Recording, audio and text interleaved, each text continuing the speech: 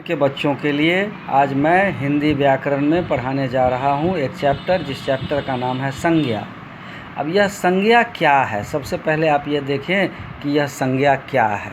तो संज्ञा से हमको बोध होता है, ऐसे तो कहा जाता है कि दुनिया में जितना भी नाम आता है वह सारा संज्ञा है। इस तरह से किसी प्राणी का नाम, प्राणी मतलब जीव, किसी वस्तु का नाम जिसका मतलब होता है सामान, किसी स्थान का नाम, किसी जगह का नाम, या फिर किसी भाव का नाम।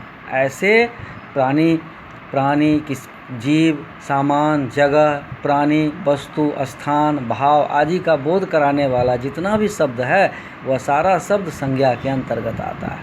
अब हमको ये जानना है कि संज्ञा के भेद कितने होते हैं। तो संज्ञा के 3 भेद होते हैं, व्यक्तिवाचक, जातिवाचक और भाववाचक। यह व्यक्तिवाचक संज्ञा क्या है? तो व्यक्तिवाचक संज्ञा किसी विशेष जिससे एक का बोध हो, एक व्यक्ति का, एक वस्तु का, एक स्थान का बोध हो, उसे हम व्यक्तिवाचक संज्ञा कहते हैं। जैसे गंगा, इससे एक नदी का बोध होता है। अयोध्या, इससे एक शहर का बोध होता है। हॉकी, उससे एक खेल का बोध होता है। ईद, एक त्यौहार का बोध होता है। उसके बाद आता है जातिवाचक। जातिवाचक में किसी एक जाति का, किसी एक व्यक्ति का नहीं बल्कि उस व्यक्ति के संपूर्ण जाति का बोध होता है। एक वस्तु का नहीं बल्कि संपूर्ण वस्तु का बोध होता है।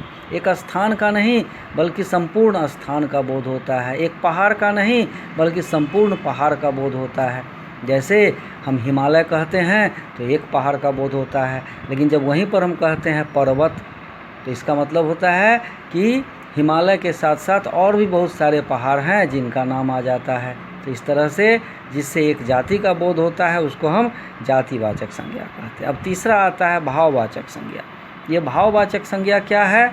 तो जिससे हम कोई गुण, कोई दोष, कोई भाव, कोई अवस्था आदि प्रदर्शित करते हैं या बताते हैं या समझ में आता है, उसको हम भाववाचक संज्ञा कहते हैं। जैसे बचपन, तो ये एक उम्र के बारे में बताता है, एक गुण आ जाता है, एक भाव आ जाता है। क्रोध, यह एक गुण के अंतर्गत आता है। इसी तरह से इसे हम भाववाचक संज्ञा कहते हैं। अब आप अपने अपने किताब में इस चैप्टर को बनाएंगे, नहीं बनने पर दूसरे दिन मैं इस चैप्टर को फिर से बना के आपके सामने भेजूँगा।